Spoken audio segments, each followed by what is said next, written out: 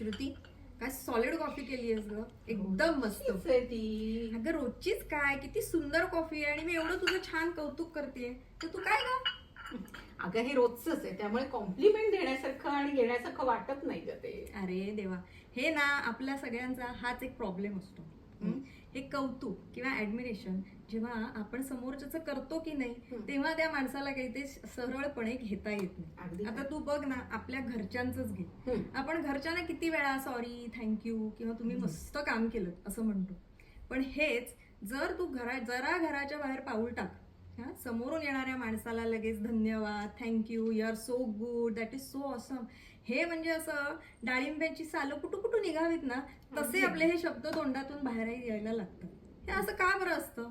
कदाचित ना लहानपणापासूनच अर्ध्या हळकुंडात पिवळी, हरभऱ्याच्या झाडावर चढले जाईल, शेफारून जाईल, अशी एक नकारात्मक झालर लागते ना त्या कौतुकाला. त्यामुळे कौतुक घेणं पटकन जमतच नाही आपल्याला. खरंय खरंय. पण मी तुला एक सांगू, कौतुकाचे ना काही रूल्स आहेत असं मला वाटतं. त्यातला पहिला रूल म्हणजे कौतुक ज्याचं करायचं ते त्याच्या समोर करायचं. अगदी बरोबर. उगाच त्याच्यानंतर मागे जाऊन बोलण्यात काही पॉइंट नाही. दुसरा रूल असा की कौतुक करणाऱ्याला काही वयाची मर्यादा नाही. अगदी छोट्या मुलाने सुद्धा मोठ्या माणसाचं कौतुक करावं. अगदी खरं.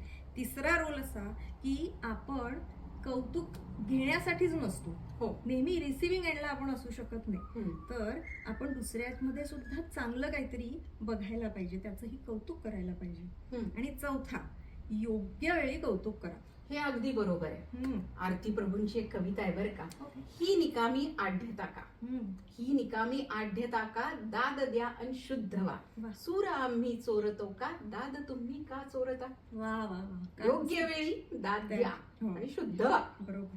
ह्याच्यावरून ना मला अजून एक काय आठवलं माहितीये, मॅस्लो नावाचा एक अमेरिकन सायकोलॉजिस्ट होऊन गेला. त्याची थिअरी अशी होती की माणसाच्या मूलभूत गरजा असतात, आपल्याला माहिती आहे. बरोबर.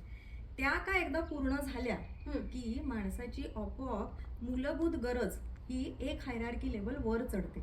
त्याला आपोआप असं वाटायला लागतं की कौतुक ही माझी आता बेसिक नीड आहे. पण हे कौतुक ना डोक्यात जाऊन चालणार नाही. ते पण बरोबर आहे, पाय जमिनीवर राहायला पाहिजे. एक्झॅक्टली. पण त्याच्यासाठी असं आहे की कौतुक हे मोकळेपणाने किंवा निखळपणे झालं पाहिजे. दुसऱ्यातलं चांगलं म्हणायला, चांगल्याला चांगलं शोधायला इतकं अवघड काय, ते सहजपणे जमलं की द्यायलाही सोपं, घ्यायलाही सोपं. अगदी बरोबर. पण हे असं होत नाही, कारण कुठलीही भावना एकटी येत नाही. आनंद, दुःख, एम्पथी, अगदी जेलसी सुद्धा याच्या बरोबर जोडून येते. स्पर्धा जेव्हा निकोप असते ना, तेव्हा समोरच्याचं कौतुक वाटतं. एकदा का ती स्पर्धा पुढे गेली की हेव्या दाव्यांना सुरुवात होते. बरोबर.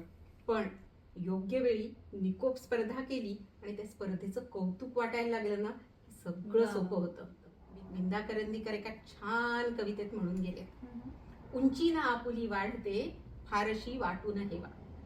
उंची ना आपुली वाढते, फारशी वाटून हेवा, श्रेय ज्याचे त्यास द्यावे, एवढे लक्षात ठेवा, एवढे लक्षात ठेवा, आणि प्रत्येकाला दाद द्या. वा वा वा, मस्त.